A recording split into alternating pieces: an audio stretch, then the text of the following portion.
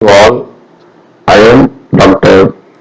R. Krishnakumar, Associate Professor, PG and Research Department of Commerce, St. Joseph's College of Arts and Science, Autonomous Cuddalore. I am going to present on the topic of Employee State Insurance Act 1948, covering the following aspects: introduction, object of the Act, applicability of the Act, non-applicability of the Act, definitions, medical benefit council, ESA contribution, ESA benefits, penalties and damages, and finally conclusion. Introduction. The basic aspect of ESA scheme is to provide social security and to protect the workers' population and their dependents. This pioneering measure in social insurance in India will have a greater impact on the development of the economy. Originally, it can be called as Workmen's State Insurance Bill 1946, and it came into force on 19th April 1948. Object of that. It is to provide certain benefits to employees in case of sickness, maternity, and employment injuries to employees of factories and establishment, and also make provisions for certain other matter incidental thereto. Applicability. This act can be applicable to smaller power using factor with 10 to 19%, non-power factories with 20 or more persons, shops, hotels and restaurants, cinemas including preview theatres, newspaper establishments, road motor transport undertaking employing 20 or more persons. Non-applicability. This act does not apply to mine or railway running sheds and specific seasonal factors.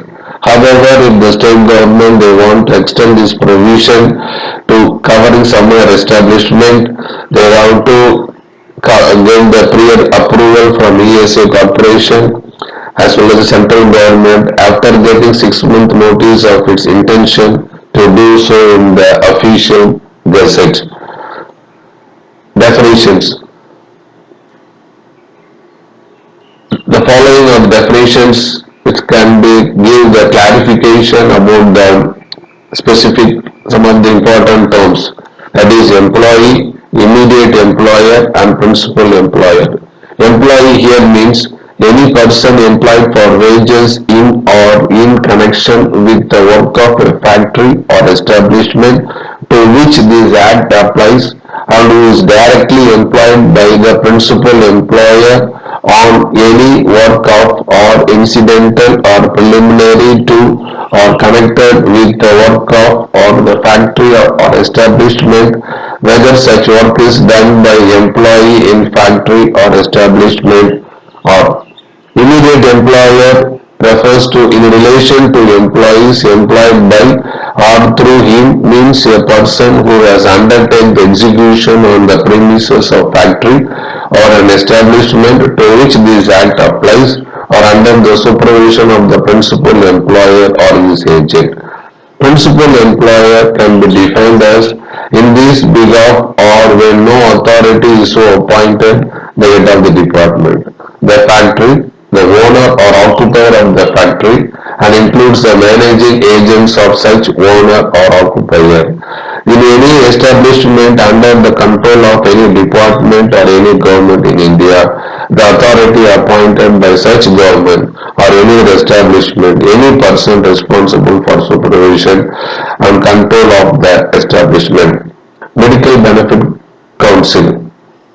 In order to provide the better medical benefits, the government of India can constitute the Medical Benefit Council with the following members: the Director General of Employee State Insurance, Director General of Health Services ex officio, Medical Commissioner of Corporation ex officio, one member representing the state, 3 members representing central government in consultation with the organization, 3 members representing the employees appointed by the central government with such organization for purpose of central government, and 3 members of whom not less than one shall be the women representing the medical professional.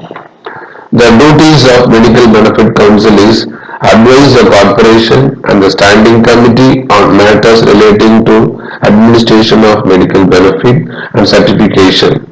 Have such powers and duties of investigation as may be prescribed in relation to complaints against medical practitioners. Performance such other duties in connection with medical treatment and attendance as may be specified in the regulations. The contribution of ESA can be made by the employees and employer.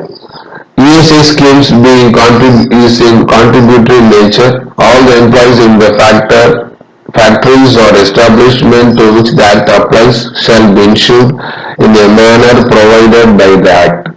The contribution payable to corporation in respect of an employee shall comprises of employer's contribution and employee's contribution at a specified rate.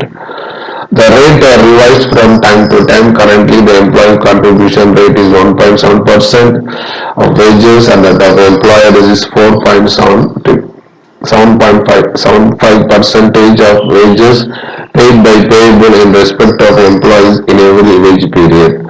For newly implemented area, the contribution rate is 1% of wages of employee and 3% payable by employer for first 24 months. The collection of contribution. An employer is liable to pay his contribution in respect of every employee and deducted employee's contribution from wages bill shall pay this contribution at above specified rate to the corporation within 15 days of the last day of the calendar month in which the contribution fall due. This is the time schedule of the contribution period and benefit period. The ESA can be benefited in the following aspects: sickness and extended sickness benefit, maternity benefit, disablement benefit, dependent benefit, medical benefit, funeral benefits. All benefits under this ESA scheme are paid in cash except medical benefits which is given in kind. The sickness and extended sickness benefit. It represents the periodical payment. To qualify, the contribution should for minimum 78 days, the relevant period. Maximum duration of benefit is 91 days. The rate of payment vary from 14 to 125 per day. Maternity benefits covers the contribution of minimum 70 days in the preceding 2 or consecutive contribution period. Daily rate of benefits double the standard sickness benefit rate. Normally payable maximum 12 weeks for confinement and 6 weeks for miscarriage or medical termination of pregnancy. Disablement benefits and dependent benefits. Medical benefits covers in the following aspects: treatment continues even person goes out of coverage, package coverage, outpatient treatment, domiciliary treatment, specialist consultation and diagnosis, x-rays and lab investigation, ambulance services. Funeral benefits with an amount of 10,000 to be dependent given by the ESA. Penalties and damages.